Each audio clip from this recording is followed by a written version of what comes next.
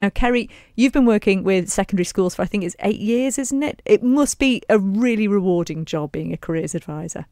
It is, yeah. I've been based on the island secondary schools, and it's my role to talk to people about what their futures could possibly be, and to help them to plan their pathways and think about what they might need to do to get to where they want to be. And in those 8 years, how have those sort of ambitions of young people, how have they changed in 8 years? Well, young people are influenced by lots of different things, their parents, school, teachers, friends, family, the media, and it can be dependent upon perhaps a particular TV show that might inspire young people to want to be able to do a particular role. But mostly, they have aspirations to do roles in all kinds of areas, medicine, law, construction, That's what's really interesting about my job is I get to meet all kinds of young people who would like to do all kinds of different things. And do the young people know, Kerry, sort of right from the get-go, this is what I want to do? From a very young age, they've got that decided, or I would imagine more actually don't know, because I think it's very difficult, isn't it, to pin down. You're very lucky, actually, if you know at a young age what you want to do. So what are the numbers like? Are there more that actually don't know and sort of that gets established as they go through life? Yeah, there's a mixture of both. So some students, have really thought about their goal and they just need a little bit of guidance into establishing their pathway, or thinking about any obstacles they might face along the way. Or some students have no ideas at all, and that's okay. It's important not to get hung up on having a particular idea of this is where you're going to be in the future. What is important is just taking action and being open-minded and curious and trying different experiences and planning that way, rather than thinking, oh, this is what I'm definitely going to do.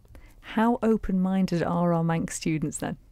They are very, very open-minded, and lots of them take part in lots of different opportunities outside of school, which will help them develop their skills and to learn about different roles that they may never have thought of, or different pathways into getting somewhere. So very, very open-minded. And things are very different now, because I think sort of our parents' generation, when you left school perhaps at 14, 15, 16 or whatever it might have been, you might have gone into a trade, for example, and stayed in that job for the rest of your life. But I think it's very different now. People change careers quite regularly, and also later in life as well. There's a lot more options now. There are, definitely. So there's, there's not only sixth form, but there's university, college, and there's apprenticeships, and there's going out into work with training. So there's those options. And yeah, it could be that the young people that we're working with today may have opportunities to change their career throughout their lifetime, more than once, potentially more than 5 times. And so it's important that they learn to focus on their skills and how they can transfer into different types of roles if they, do find themselves in a position where they need to change jobs in the future, which can be an exciting opportunity. That's true in itself, isn't it? That's the thing. You don't have to stick necessarily with what you first chose. And do any of them want to be YouTubers? Yes, they do. Yes, definitely. Is that a viable career? Because you hear about young people sort of going into this now. Is that actually something that you would recommend, or even suggest someone looks at? Well, it's not our role to recommend a career to somebody. Of course, yeah. So we don't do that, but we help them think about how they might get there. So we wouldn't necessarily say to a young person, this is perhaps what you shouldn't do, but we would try to look at the reality of that situation and how to make it possible, and also to think about other options. So, they might be interested in YouTubing, but then they might be interested in cameras, lighting, sound, or talking to people, or the creative industries, or, all of those options that idea could open up. Nigel, I'm intrigued as well by your title, your Principal Youth Officer, aren't you? Just tell us a little bit about what your role involves. Principal Youth Officer for the department, as we said. It's the ultimate responsibility for all the youth clubs and services on the island. So youth work is quite a changing and a bigger picture than what some people think, because we'll have 30 youth clubs on the island and maybe 80 sessions going on a week, but we have partnerships with a host of charities plus an outdoor education centre. So our services go into schools on a regular basis, and we provide listening services, and we have partnerships in terms of hospital-based youth work that is just coming up now.